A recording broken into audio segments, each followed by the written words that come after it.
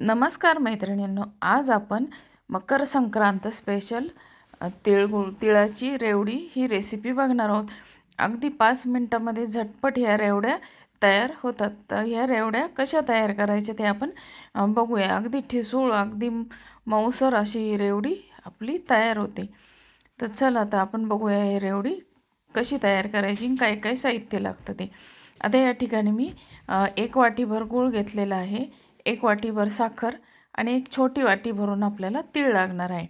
आता गॅसवर मी एक पॅन ठेवलेला आहे.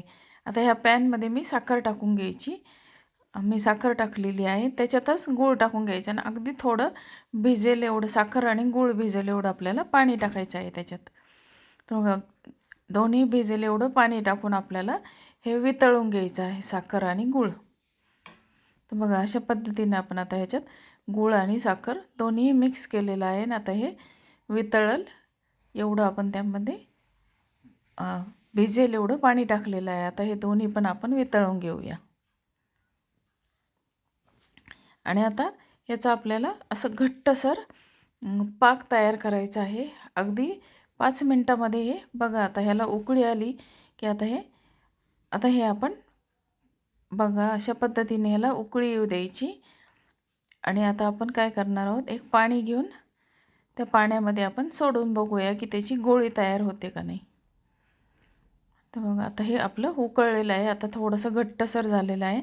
आता पाण्यामध्ये मी टाकून बघत आहे. आता ह्या पाण्यामध्ये टाकून त्याची गोळी आता ह्याची गोळी तयार होते बघा. अशा पद्धतीने जर घट्टसर गोळी तयार झाली तर आपलं पाक रेडी झालेला आहे. आता गॅस बंद करून टाकायचा आहे आपल्याला. आणि खाली एक प्लेट ठेवली आहे आणि त्या प्लेटला थोडंसं तूप टाकायचं.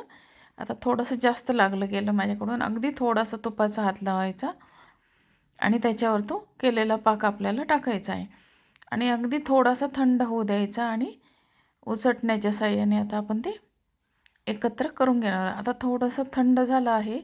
आता आपण ते उचटण्याच्या साहाय्याने हा पाक एकत्र करून घेऊया. आता हा पाक घट्टसर होत आलेला आहे बघा. अशा पद्धतीने आता हे थोडंसं कोमट झाल्यावर आता आपल्याला ते हाताने करायचं आहे. अगोदर आपण ते उचटण्याने एकत्र करून घेऊया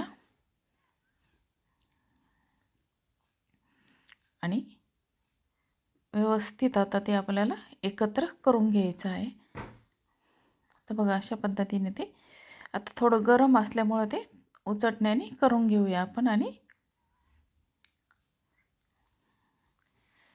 नंतर आता आपल्याला थोडंसं थंड झाल्यानंतर आता मी हाताने करून घेतात. आता हे आपलं गोळी तयार झालेली आहे. आता ही गोळी आपण पूर्ण पांढरं होईपर्यंत आपल्याला ते व्यवस्थित असं ओढून ओढून त्याला कलर पूर्ण पांढरा होईपर्यंत आपल्याला ते अशा पद्धतीने ते फक्त त्याची लांब दोरी तयार करायची आहे. अशी लांब दोरी तयार करायची आणि परत एकत्र करायची. अशा पद्धतीने असं करून ती गोळी पूर्ण व्हाईट होईपर्यंत आपल्याला ती अशी मळून घ्यायचं आहे. तर बघा अशा पद्धतीने त्याची अशी पांढरे होईपर्यंत तयार करूया आपण त्याची. आणि आता आपल्याला त्याची दोरीसारखं लांब त्याचे तयार करून घ्यायचं आहे बघा. अशा पद्धतीने आता हे जशी दोरी असती त्या पद्धतीने आपण लाटण्यासारखं केलेलं आहे. त्याला आता मी पीळ देत आहे बघा. तुम्हाला जसा लागतं तसा तुम्ही त्याला आकार देऊ शकता. आता या ठिकाणी मी त्याला असा पीळ देत आहे बघा. आता ह्या दोरीसारखं तयार केलेलं आपण याला पीळ देणार आहोत. पीळ दिल्यामुळं ती वेगळी डिझाईन तयार झालेली आहे त्याची.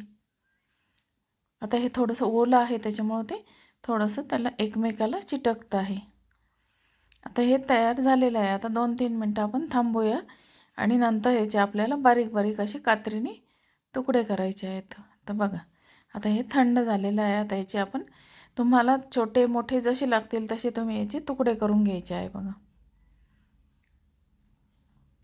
आता याचे आपण सगळे तुकडे करून घेऊया आणि तुम्हाला जी डिझाईन लागेल त्या डिझाईनमध्ये तुम्ही हे बनवू शकता. आता हे आपण सर्व याचे तुकडे करून घेऊया. आता मी काही लहान काही मोठे असे तुकडे केलेले आहेत.